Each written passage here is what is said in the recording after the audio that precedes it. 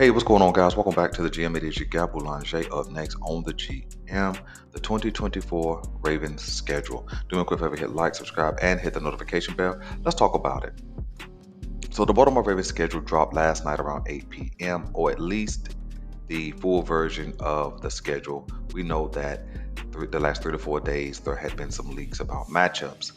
And when you take a step back and look at this 2024 schedule, what you can see from week 1 all the way to week 17 is that there is a consistent heavyweight matchup throughout the entire season. And so the level of competition, man, for the Ravens this year is going to be at an all-time high when you take a look at the teams, when you take a look at how that team is constructed, when you take a look at what that team is going to bring to the table. We're going to have to be on our A game. The margin for error is going to have to be very, very slim this year. At least that's what you notice when you look at each matchup week after week after week. So what we're going to do, man, in the next 4 videos, we're going to break the schedule up into quarters. That's how I like to look at a schedule, as you kind of assess matchups and break down um, advantages, disadvantages, and also predictions. And so let's jump right into it, man. Week 1, the Baltimore Ravens kicked the season off September 5th against the champs in Kansas City. I think that the Kansas City Chiefs initially have an advantage in this matchup. One, because they're going to be at home. Number two, we know that that crowd is going to be energized. They're probably going to raise a banner. They're probably going to do a ring ceremony. All those kind of things are going to be happening on that Thursday night. And so uh, the emotions, the feelings will be very, very high in the stadium. We have an advantage because weather won't be a factor unless there's like a torrential downpour. Weather won't be a factor that night. So when you lace them up, pad it up, and get on the field, I think the level of competition, the quality of player is even because both teams have some uh, Pro Bowl level talent on both sides of the ball. And so I think this matchup will absolutely come down to execution. Who will execute the best? And I think that you have to give that nod right now to the Chiefs because although they've added some additions to the offense, um, they're still probably the most consistent unit in the NFL, meaning you know who the quarterback is, you know right now who the running back is over the last couple of seasons, you know who the go to guy is on offense, that's Kelsey. And so they're going to come and, it's going to be, a level of continuity that exists there. The disadvantage the Baltimore Ravens have is they're going to be trying to find themselves just like they did last year. Last year's scenario for the Baltimore Ravens was that they were introducing and integrating a new offense. This year is that they're going to be trying to find out who is true at the offensive line. The Baltimore Ravens are replacing 3 of their 5 starters from last year. There will be no Odell Beckham on this roster. Not that he was a great benefit or anything like that, but it's kind of out with an old and in with another player. You're going to be out with Gus Edwards, in with Derrick Henry, which is fine. I think that's certainly an upgrade, but you're going to be trying to figure out who's going to do what works, what doesn't, all those kind of things. And so I think that because the Ravens will be trying to figure out who they are once again offensively, although it is a second year in the Todd Monken system, although there should be a little more familiarity with the scheme, the block, and the so on and so forth, it's still going to have to be played out on the field. I believe that the Chiefs win this game handily, 27-17. I know that Baltimore Ravens fans are not going to like my prediction, and I know it's way too early, but I'm going to make them anyway, um, because we believe that we're closer than that. And on the field, with proper execution and game planning, I think we are closer as far as talent, those kind of things. But the fact of the matter is, we will be trying to find ourselves once again. We won't figure that out in the preseason. right? Because there is no way that Lamar Jackson plays a lot in the preseason to develop on field chemistry. There is no way Derrick Henry plays a lot in the preseason to develop any kind of chemistry. So that's going to have to be worked out once again as the season starts. Okay.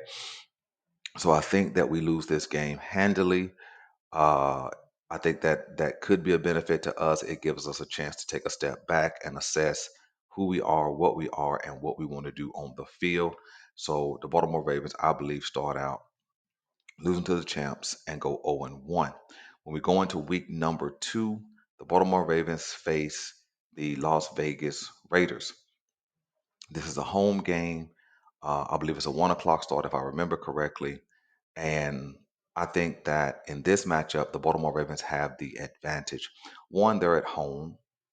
Two, they're going to be basically on a 9-day layoff between week 1 and week 2. So it's kind of like a mini bye, if you will, a little extra game planning, some extra implementation, those kind of things, and really an opportunity to look at what the Raiders put on tape from week 1. Uh, I think that being at home, of course, like I said, is the advantage. Um, I think that the crowd will be energized. I think that there will be a lot of enthusiasm. I do think the Ravens win that game. Let me go ahead and say that. But I think that the Raiders do have an advantage, and I'm gonna tell you where it is. The Raiders have an advantage in the defensive trench. Okay, when you look along their defensive front, you got Max Crosby. They have another good edge rusher. I can't call his name right now. And then, of course, they gave big money to Christian Wilkinson, who also offers some interior pass rush. So that defensive front is going to be loaded, stocked, and ready for a offensive line of the Ravens um, who is trying to develop some chemistry. So I think that in that game in particular, we're going to have to be super focused on protecting Lamar Jackson, super focused on getting the ball out early because they absolutely have three guys who can go get the quarterback. I think we have an advantage defensively because our secondary should come in um, to this year healthy. They should come into this year with more continuity, and then we drafted some young talent uh, in the draft. I think that is an advantage because I'm not sure who the Raiders quarterback is going to be. Oh, I know they absolutely have a stud at wide receiver in Devontae Adams, so I know he's going to be a go-to guy. They they switched out their running back that they moved on from Josh Jacobs, and so they're going to be trying to find themselves offensively. And so I think that knowing who we are defensively, we're going to come back with the same starting interior defensive linemen, Metabike, Pierce, Washington, Urban, and Jones. So that's going to be some continuity there. And then you also have Roquan Smith man in the middle, training up a young Trent Simpson.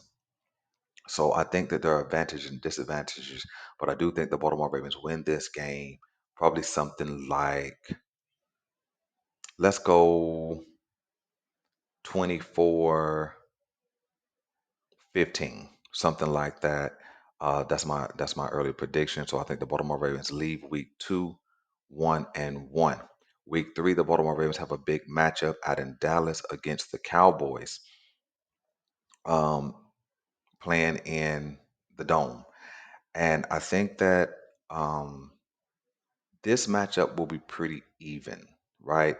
I think that the Dallas Cowboys has a couple of dogs on both sides of the ball. We know Michael Parson. We know Diggs, who will be back this year off injury. The young safety from last year who became a Pro Bowler with all those pick sixes. I can't remember his name right off. Um, uh, Demarcus Lawrence, I believe his name is. I know these guys, but as I'm trying to talk about them, I can't remember their names right off.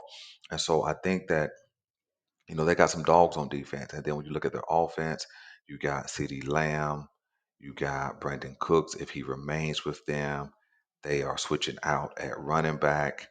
And then you got Dak, who's been pretty consistent during the regular season, and they got a really nice offensive line. So they have some advantages on both sides of the ball. When it comes to us, I think that we bring an offensive game, which is going to be our advantage. I think that the Dallas Cowboys, the closest thing they've seen to a Lamar Jackson is going to be a Jalen Hurts. And that's not a real comparison. That's not even a close comparison.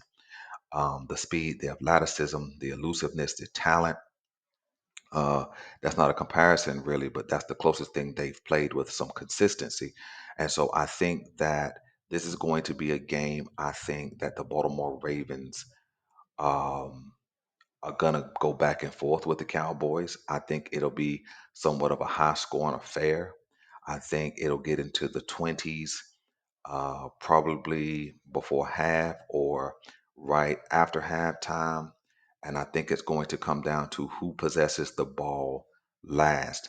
It is a game that I'm going to predict the Baltimore Ravens to lose. I know that that's not easy to stomach, but I just don't see us getting off to a fast start this year, right? I think that you're going to see some up and down early on, just like we did last year. Although we were winning some games last year, I think this season starts very similar to last year, just trying to find who we are. And so I think the Dallas Cowboys win this game probably something like 30 to 27, something like that. I think it comes down to a last possession, maybe in a field goal. I do think this game becomes a shootout because they can be high powered offensively, they can be stout defensively. We can be high powered offensively, we can be stout defensively. But I think that the Cowboys get this win. We leave week 3, 1 and 2. All right. This is when all the doubt starts, all the finger pointing, all of the criticism for the coaching, all of the criticism for the roster construction. And then we go into week 4 at home against the Buffalo Bills. I think this may be a primetime game. I can't remember right off how the schedule was set up. Nevertheless, I think this is a game that the Baltimore Ravens do have an advantage in. We haven't seen Buffalo in some time, really, and they don't know this version of our offense, nor do they know this version of our defense. And we kind of don't know them, really.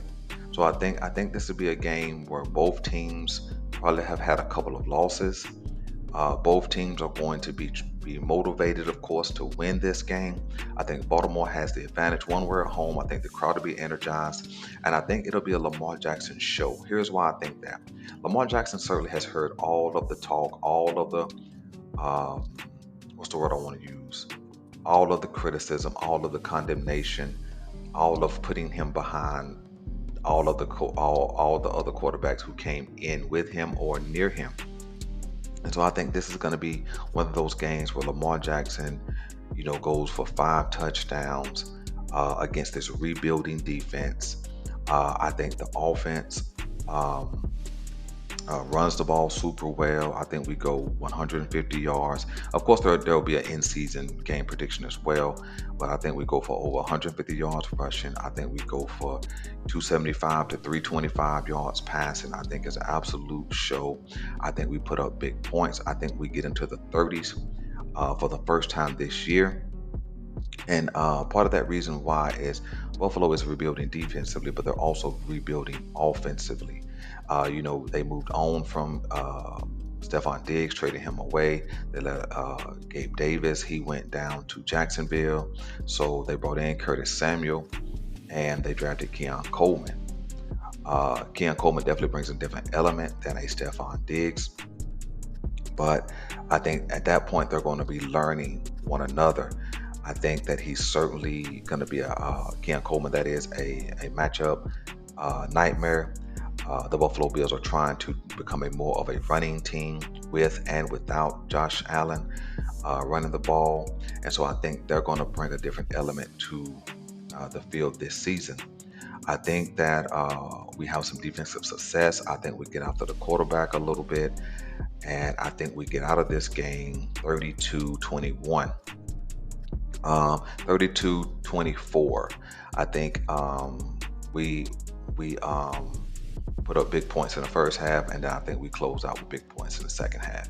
And the Baltimore Ravens close out Week 4 2-2, and feeling a little bit better about themselves.